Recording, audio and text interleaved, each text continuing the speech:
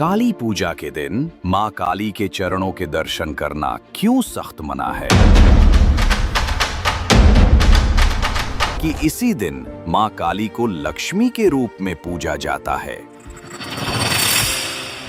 जैसे हर जगन्नाथ मंदिर का ब्रह्म पदार्थ जिसे श्री कृष्ण का हृदय कहा जाता, वैसे ही काली घाट मंदिर में मां काली के चरणों के नीचे एक सती अंग है। मां सती का वो कौन सा वास्तविक अंग है जिसे साल में सिर्फ एक बार पवित्र स्नान कराया जाता है?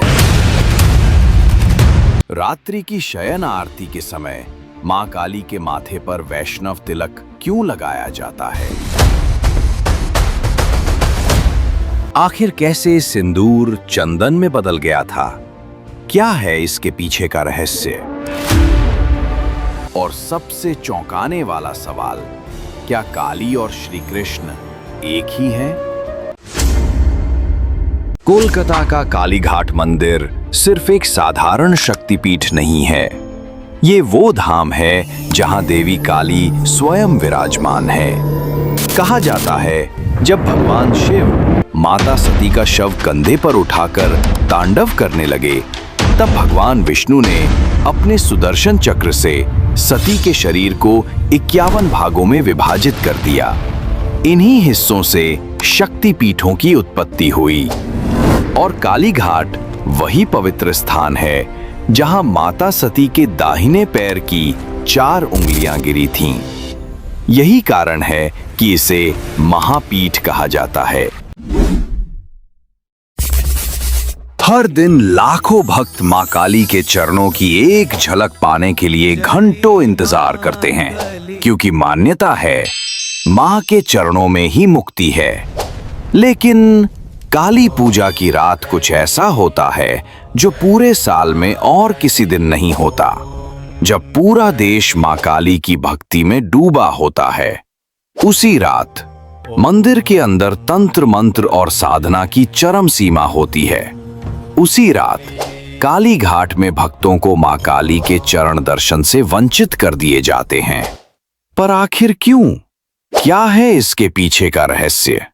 जवाब है मां काली का रूप परिवर्तन।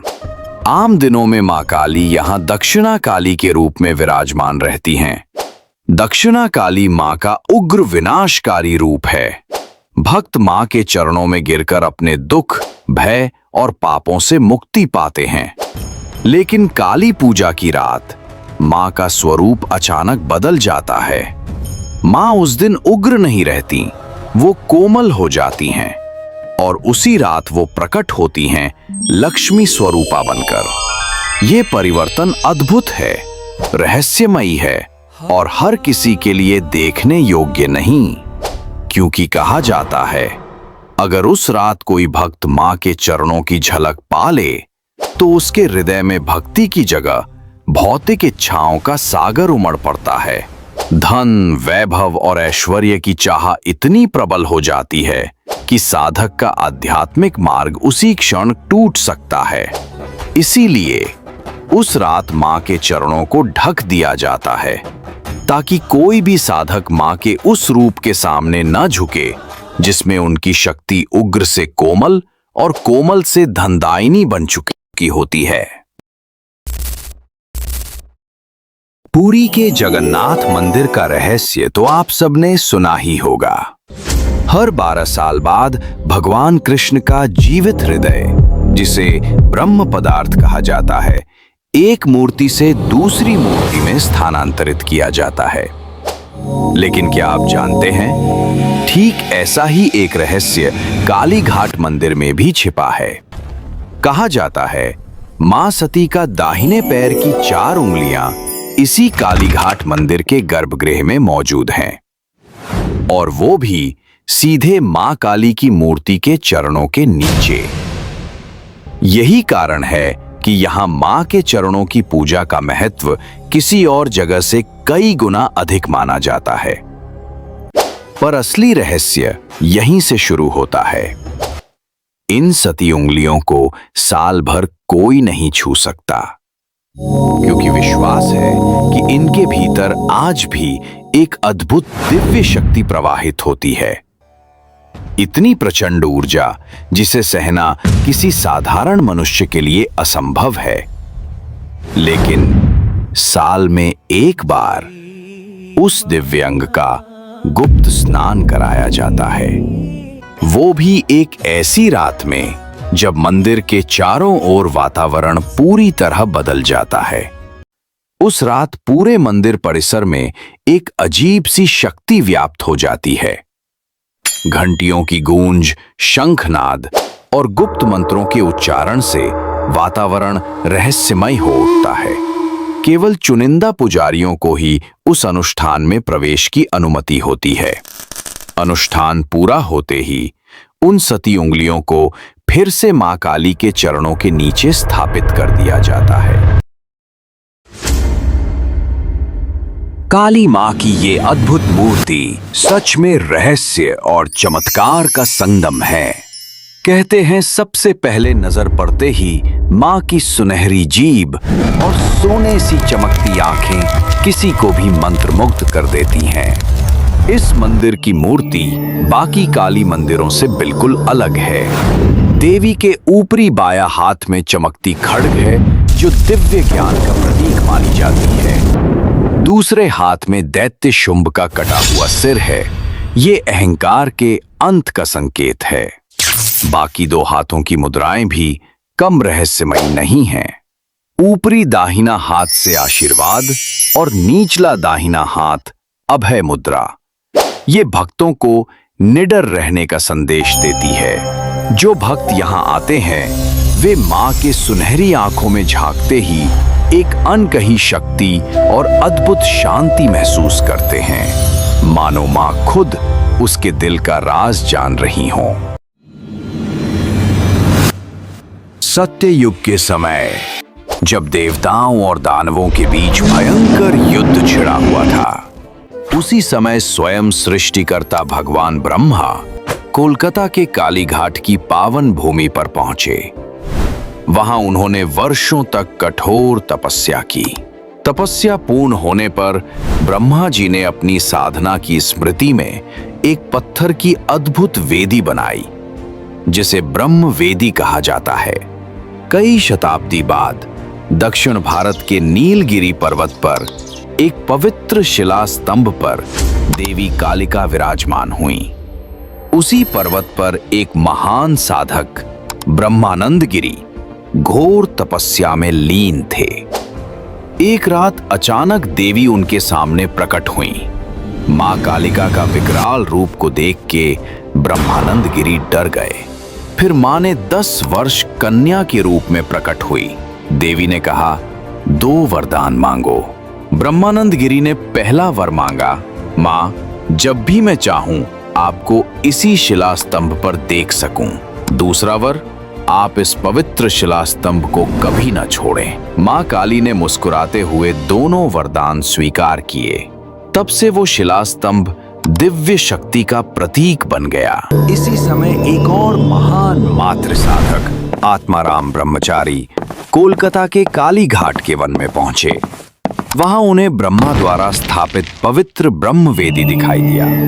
उन्होंने उसी स्थान को अपना ध्यान स्थल बनाया और कठोर साधना आरंभ की। वर्षों बाद एक रात मां काली फिर प्रकट हुईं, फिर से 10 वर्ष की कोमल कन्या के रूप में। उन्होंने आत्माराम ब्रह्मचारी को बताया कि वो दक्षिण भारत के नीलगिरी पर्वत पर ब्रह्मानंद गिरी के भक्तिवश उसी शिला स्तंभ पर विराजमान हैं। फिर देवी ने आदेश दिया, उस पवित्र शिला स्तंभ को नीलगिरी से यहां लाओ और ब्रह्मानंद गिरी को भी साथ लाओ। अब मैं काली पीठ पर अपने भयावह दुष्ट संहारक रूप में प्रकट होंगी। देवी ने आगे कहा, इस ब्रह्म वेदी के पास एक पवित्र झील है। उसके दक्षिण पश्चिम कोने में पानी के भीतर मेरे दाहिने पैर की 4 पवित्र उंगलियां पत्थर के रूप में विद्यमान हैं। उन्हें निकालकर ब्रह्म वेदी के नीचे स्थापित करना। देवी ने यह भी बताया कि इस शक्तिपीठ के रक्षक भैरव नकुलेश्वर हैं, जो ब्रह्म वेदी के ईशान कोण के घने वन में रहते हैं। आत्माराम ब्रह्मचारी तुरंत नीलगिरी पर्वत पहुंचे और ब्रह्मानंद गिरी को सब बताया। सिद्ध पुरुष ब्रह्मानंद गिरी ने ध्यान में वही अद्भुत दृश्य देखा जैसा देवी ने कहा था। उसी क्षण नीलगिरी में समुद्र के तट पर भयंकर तूफान उठा। दोनों साधक देवी के आदेश पर उस पवित्र शिला स्तंभ पर बैठ गए और आंखें बंद कर ध्यान में लीन हो गए। अचानक उन्हें लगा पत्थर का खंभा हवा में उड़ रहा है। आंखें खोलते ही उन्होंने पाया कि वे नीलगिरी पर्वत से कोलकाता के कालीघाट पर पहुंच चुके हैं। वहीं उन्होंने श्रद्धा से उस पवित्र शिला स्तंभ जो नीलगिरी पर्वत से आया था उसे ब्रह्म वेदी पर स्थापित किया। जैसे ही स्तंभ स्थापित हुआ, आदि गंगा के तट पर मां काली का अलौकिक मुखमंडल प्रकट हो उठा। ऐसा लगता था मानो समय और स्थान की सीमाएं मिट गई हों। अब दोनों साधकों ने मां की नृत्य सेवा और पूजा के लिए एक छोटी झोपड़ी बनाई। उस झोपड़ी के पूर्व में थी एक अद्भुत छोटी झील। एक सुबह ब्रह्मानंद गिरी फूल लेने निकले। झोपड़ी के उत्तर पूर्व कोने में उन्होंने आश्चर्यजनक दृश्य देखा। एक गाय स्थिर खड़ी स्वयं ही दूध दे रही थी। दूध एक गहरे गड्ढे में बह रहा था। गड्ढे में एक ऊंचा काला पत्थर था जिस पर दूध टपक रहा था। ध्यान से देखा, ये कोई साधारण पत्थर नहीं बल्कि भैरव नकुलेश्वर महादेव का स्वरूप था। फिर आत्माराम ब्रह्मचारी ने वहां जंगल साफ कर भैरव नकुलेश्वर के लिए मंदिर जैसी झोपड़ी बनाई। कुछ समय बाद दोनों साधक काली हृदय झील के पास पहुंचे। झील के ऊपर उन्हें हीरे जैसी चमक दिखाई दी। ये वही स्थान था जिसे देवी ने पवित्र बताया था। दोनों ने बड़े हर्ष से मां काली का नाम लिया और झील में कूद गए। झील में से सती देवी के दाहिने पैर की 4 अद्भुत उंगलियां में, जिन्हें सावधानी पूर्वक निकाला गया। अगले दिन पूर्णिमा पर शुभ स्नान यात्रा हुई। विधि पूर्वक उन दिव्य पत्थरों का स्नान कराया गया और देवी के आदेशानुसार ब्रह्मवेदी के अग्निकोण में स्थापित किया गया। तब से आज तक हर साल स्नान यात्रा के दिन मां काली की इन 4 पवित्र उंगलियों की पूजा होती है। ये अद्भुत पत्थर लगभग 6 किलो 65 ग्राम वजन के हैं और आज भी कालीघाट मंदिर में एक छोटे लोहे के बक्से में सुरक्षित रखे हैं।